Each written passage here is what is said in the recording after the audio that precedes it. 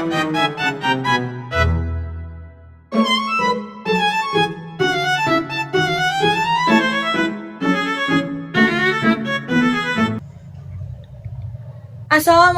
warahmatullahi wabarakatuh.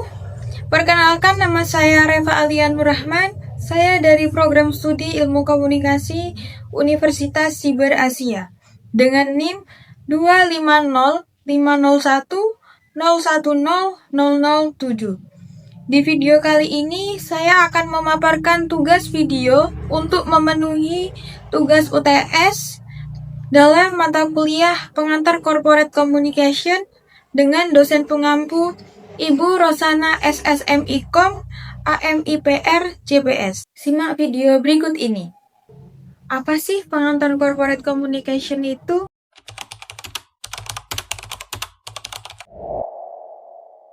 Menurut buku Corporate Communication for Manager, corporate communication mencakup semua aktivitas komunikasi yang dilakukan oleh suatu perusahaan dengan tujuan mencapai tujuan yang telah ditentukan sebelumnya.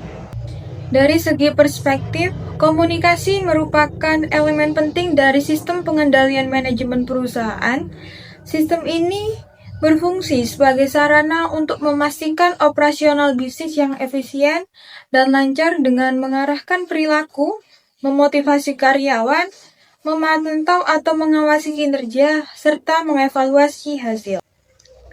Corporate communication memiliki peran penting dalam membangun kepercayaan publik, membangun citra dan identitas perusahaan yang baik, dan memastikan pemeliharaan reputasi dan kelangsungan bisnis. Dalam Verdiana 2025. Corporate communication memiliki kedudukan dalam sebuah perusahaan yang bersifat strategis, sentral, dan vital.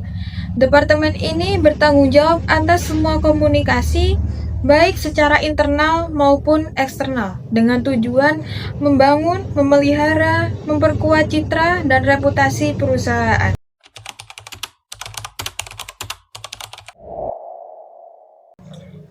Gaya komunikasi yang ideal dalam sebuah perusahaan yaitu dengan the equalitarian style, karena gaya ini dilakukan secara terbuka untuk mengungkapkan gagasan secara rileks dan mendapatkan umpan balik. Contoh gaya the equalitarian style di tempat saya bekerja yaitu melakukan briefing di setiap pergantian shift dan diadakan rapat setiap 1 kali dalam seminggu, yaitu di setiap hari Selasa untuk mengevaluasi kinerja karyawannya.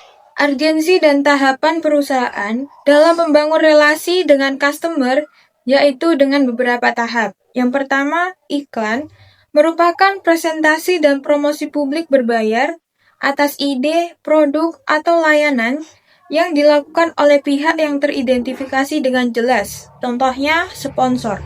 Yang kedua, promosi penjualan merupakan penawaran atau bujukan sementara yang dimasukkan untuk merangsang atau mempercepat pembelian suatu produk atau layanan.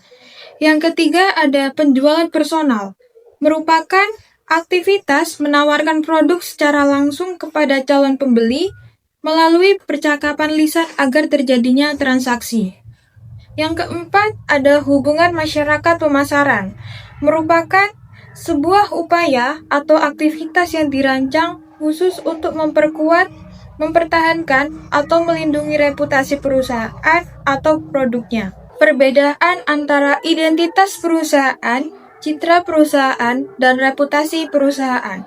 Yang pertama ada identitas perusahaan, merupakan karakteristik unik yang membedakan perusahaan yang mencakup tentang logo, nama, visi, misi, nilai, dan produk atau jasa. Yang kedua ada citra perusahaan yang merupakan gambaran atau kesan masyarakat tentang perusahaan yang dipengaruhi oleh kualitas produk, perilaku karyawan, komunikasi, dan reputasi. Yang ketiga ada reputasi perusahaan, merupakan penilaian masyarakat tentang perusahaan berdasarkan pengalaman dan interaksi yang dipengaruhi oleh kualitas produk, perilaku etis, kepedulian lingkungan, dan kemampuan menghadapi krisis. Perbedaan penyelesaian konflik pemerintah dan non-pemerintah. Konflik pemerintah tunduk pada hukum publik yang lebih ketat dan kompleks. Penyelesaian sengketa mereka seringkali melibatkan peraturan khusus seperti peraturan menteri untuk sengketa antar BUMN atau melalui pengadilan tata usaha negara jika sengketa mereka bersifat administratif. Konflik dan pemerintah umumnya menyelesaikan konflik melalui hukum perdata yang berfokus pada perjanjian dan kontrak bisnis. Mereka seringkali memilih metode seperti negosiasi, mediasi, arbitrasi, atau pengadilan niaga. Tahap penyelesaian konflik permasalahan, yaitu dengan pengumpulan data objektif, yang merupakan mengumpulkan informasi relevan mengenai dampak konflik untuk memahami akar penyebab konflik secara adil dan tidak memihak.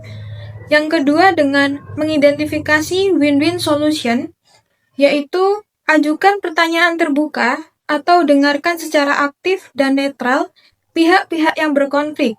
Tujuannya adalah untuk menemukan solusi potensial yang menguntungkan semua pihak.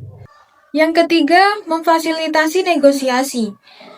Merupakan mengajak pihak-pihak yang berkonflik untuk duduk bersama dan mencapai kesepakatan atau kompromi melalui proses negosiasi.